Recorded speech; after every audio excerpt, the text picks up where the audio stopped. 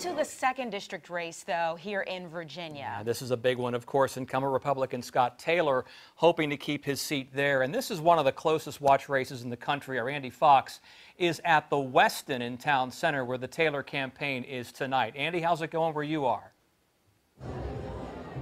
Yeah, Tom and Anita, I've just been watching the returns from the State Board of Elections. Back and forth since 7:15, back and forth. Taylor now up 53% to Lane Luria 46%. Insignificant, though, because of so few votes that have been counted so far.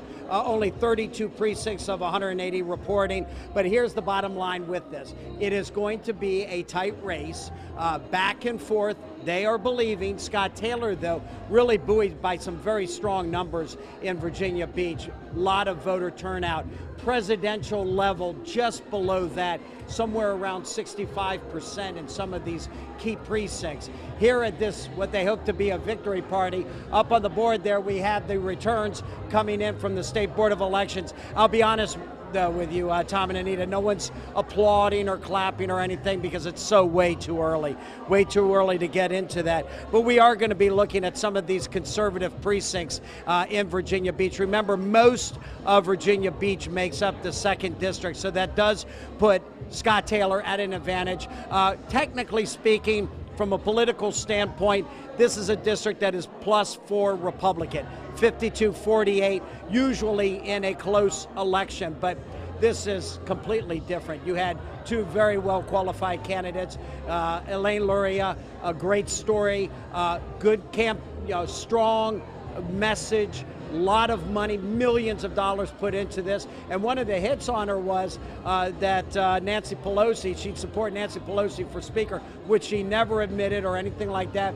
But if we're to believe that there could be a blue wave across the country, that may have to be a decision she wrestles with in the event that she were to win. But Scott Taylor, very confident that he is going to pull this out. He said the biggest reasons why he thinks that he'll win is because he has done what he has said he has promised, a strong military, strong veterans. Of course, he was hit on this health care. Of course, he explained that away as being someone that does believe in pre-existing condition funding, but that is one of the big issue that Democrats were running on, and that is, in the event that he loses, those commercials took hold. In the event that Luria loses, it's probably because they were painting her as being closely aligned with Democrats or liberals in a district that really runs +4 Republican. So, guys, that's the latest. We're still trying to get these updated numbers back and forth all the way. Guys, back to you. All right, Andy, thanks. We're going to flip it the other way and go to the other camp for Democrat Elaine Luria. And that's where our Brett Hall has been tonight. Brett. Well, Andy said a lot of it right there, but yeah, here camp. We are in Virginia Beach at the Holiday Inn, just off 264, and for the most part, people are just trickling in, getting something to eat. Haven't seen candidate Luria, but we just saw her over at the College Park precinct, which actually was the largest turnout so far of a precinct in Virginia Beach. More than 2,000 people, near 70% turnout for a midterm. That is pretty significant. Now, some other things we want to bring up about how important, or how significant, I guess I should say, the race here in this district could be. It's been 60-year span that's only seen 2 other Democrats hold the seat. One of those was Owen Pickett. Now, he had it for several years in the late 80s to 2000s. And then Glenn Nye, he held it from 2009 to 2011. And since then, it's been Republican. Now, obviously, there has been shifts in the district, and it's changed up a little bit. But tonight, when I asked candidate Luria what she thinks, this is how she says she feels.